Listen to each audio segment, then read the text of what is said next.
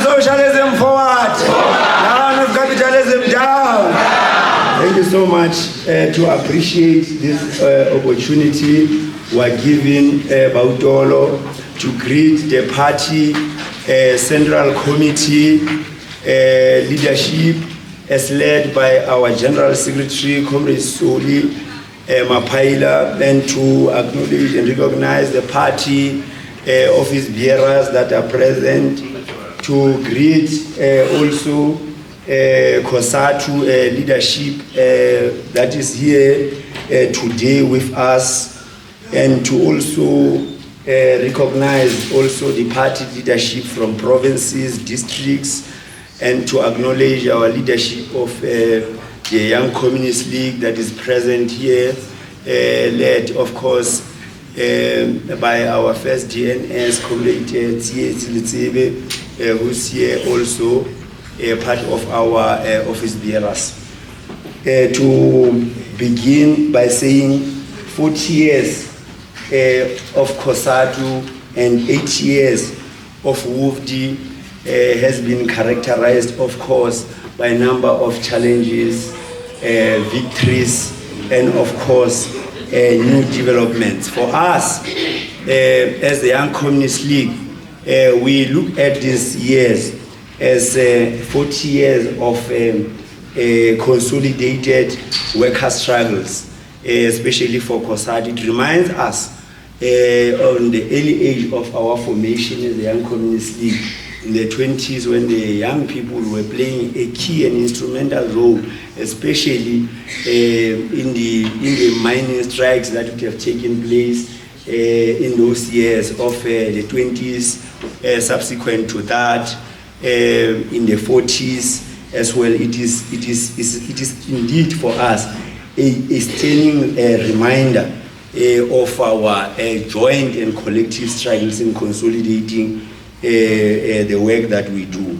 And we do so also, as we do so, we would like to recollect that Marx once postulated that trade unions are schools of solidarity and socialism.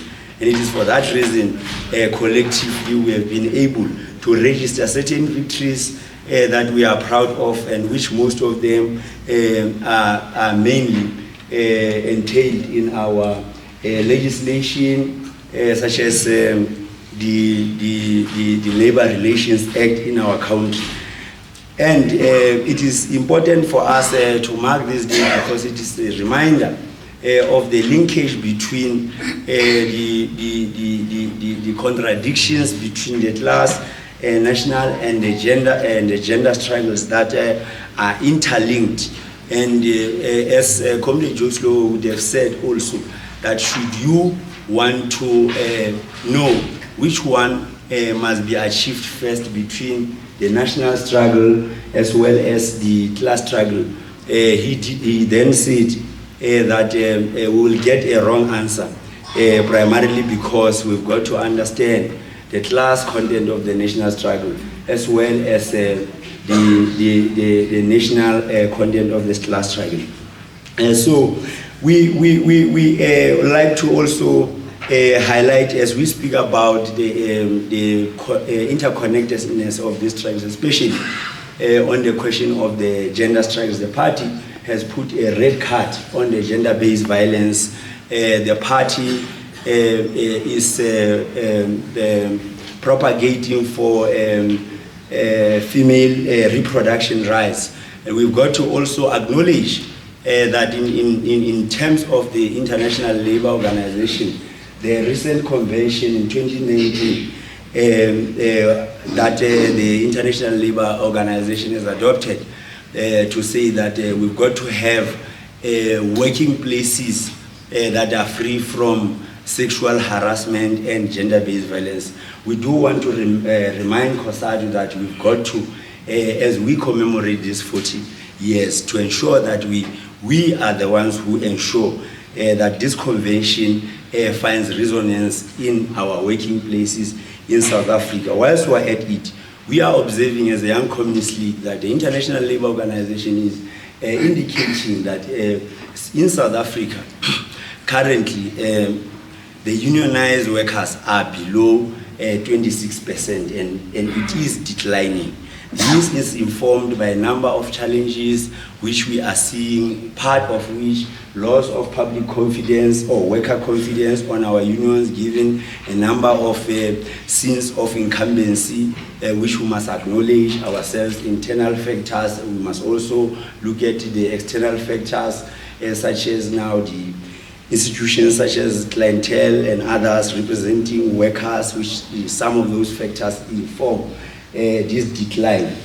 We want to also, as we are about to learn about all, as we see the indication that as Young Communist League, we are in full support of COSATU, including its COSATU young worker structure, and we are in full support. We do understand its mission as that of mobilizing for the union, trade union movement, and also ensuring that there are campaigns that are attractive, especially noting that the workplaces now are becoming younger with young people. But what is stressing us as the Young Communist League the most is the framework of retrenchment, which is discriminative in nature and ageist, fundamentally because of a last in, first out policy that is enforced in South Africa. We see this as discriminatory